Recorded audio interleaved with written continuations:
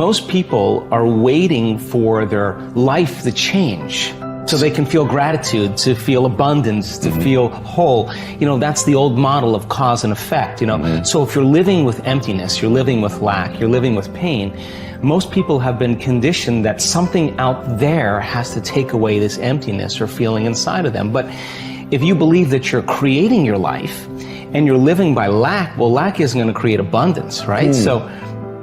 So then it makes sense then that you don't really actually create wealth, you generate wealth, you generate abundance. So the moment you start teaching your body emotionally what that future is going to feel like before it's made manifest, well, your body, as the unconscious mind, believes it's living in that future in the present moment. Now, it's a scientific fact that it's the environment that signals the gene. The end product from an experience in the environment is an emotion.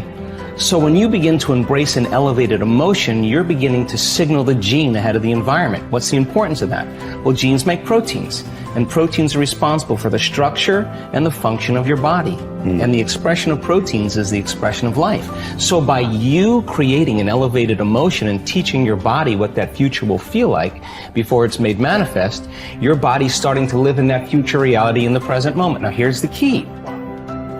If you were able to become familiar with gratitude, become familiar with wholeness, become familiar with abundance, become familiar with freedom, and you're able to generate those chemicals every single day, more than likely you would be walking around feeling like your future has already happened, and you would no longer be looking for it to happen. You would already feel like it has happened. Now, what is the importance of that? Well, you're literally becoming somebody else. So you're leaving your lack, you're leaving your guilt, you're leaving your emptiness behind. Your personality, literally, Ed, is made up of how you think, how you act, and how you feel. And how you think, how you act, and how you feel is your personality, and your personality is intimately connected to your personal reality, your life. So then if you want to change your life, your personal reality, you got to change your personality. And here we go again. You got to start becoming conscious of your unconscious thoughts. You got to start noticing how you act, how you speak. You got to pay attention to how you're feeling. Some people would live in guilt their whole entire life and don't even know it's guilt because at least it feels like them.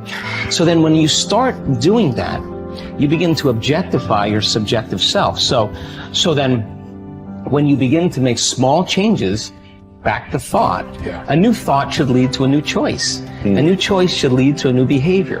A new behavior should create a new experience, and a new experience should create a new emotion. And that new emotion is teaching your body chemically to understand what your mind has intellectually understood. Now your body is embodying the truth. I believe in human possibility, human potential, and I think that one of our biggest limiting beliefs is the belief of how limited we really are. And so my interest is to give people the science to begin to understand how powerful they really are. And I think that science really is the language that does that really well. And the new sciences like quantum physics and neuroplasticity, neuroscience, neuroendocrinology, psychoneuroimmunology, the mind-body connection, epigenetics, all of those sciences point the finger at possibilities. So I want to create a language for people from a philosophical or theoretical standpoint for them to begin to understand what's possible. But then I want to be able to have those people begin to wire that information in their brain completely, because learning is making new connections, right, in the brain.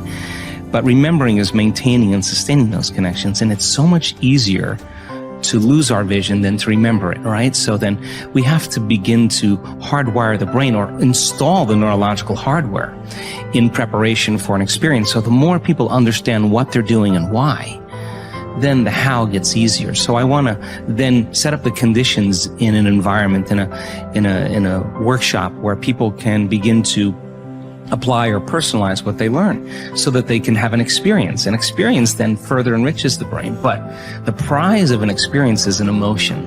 And once you start feeling unlimited, once you start feeling abundant, once you start feeling worthy, now you're teaching your body chemically to understand what your mind has intellectually understood. So knowledge is for the mind and experiences for the body, and people begin to embody the truth of that philosophy. Now, if they can repeat it over and over again, it'll become innate in them. It'll become natural, second nature, it'll become easy. They'll begin to master that philosophy. So I want people to begin to understand that thoughts are very powerful. Feelings drive our thoughts, and that they can begin to create a better life for themselves once they understand some of these principles.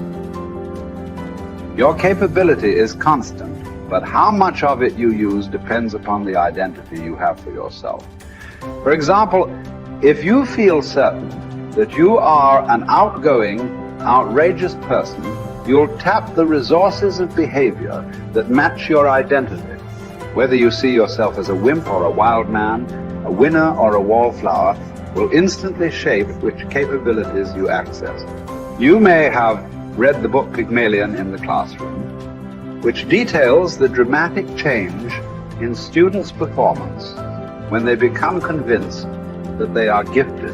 Time and again, researchers have shown that students' capabilities are powerfully impacted by the identities they develop for themselves as the result of teachers' belief in their level of intelligence. In one study, a group of teachers were told that certain students in their classes were truly gifted and to make sure that they challenged them to continue to expand.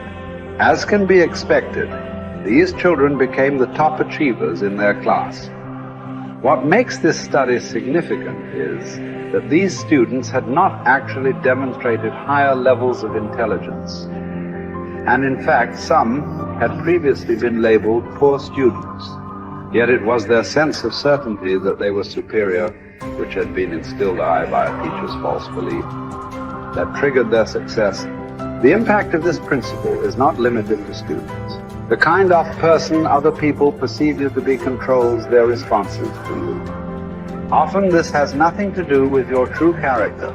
For example, if a person sees you as a crook, even if you're an honest person and do good things, this person will search for the sinister motive behind your acts. What's worse is that after making a positive change, we often allow others in our environment who have not changed their image of us to anchor our own emotions and beliefs back into our old behaviors and identities. We all need to remember that we have tremendous power to influence the identities of those we care about most. The best effect of fine persons is felt after we have left their presence. Ralph Waldo Emerson. We all will act consistently with our views of who we truly are, whether that view is accurate or not. The reason is that one of the strongest forces in the human organism is the need for consistency. Throughout our lives, we've been socialized to link massive pain to inconsistency and pleasure to being consistent. Think about it. What labels do we attach to people who say one thing and then do another, who claim to be one way and then behave another? We call them hypocritical, fickle, unstable, unreliable, wishy-washy, scatterbrained, flaky, untrustworthy. Would you like to have these labels attached to you? Would you even like to think of yourself in this way? The answer is obvious. A resounding no as a result whenever we take a stand, especially a public stand, and state what we believe, who we are, or what we're about. We experience intense pressure to remain consistent with that stand, regardless of what that inflexibility may cost us in the future.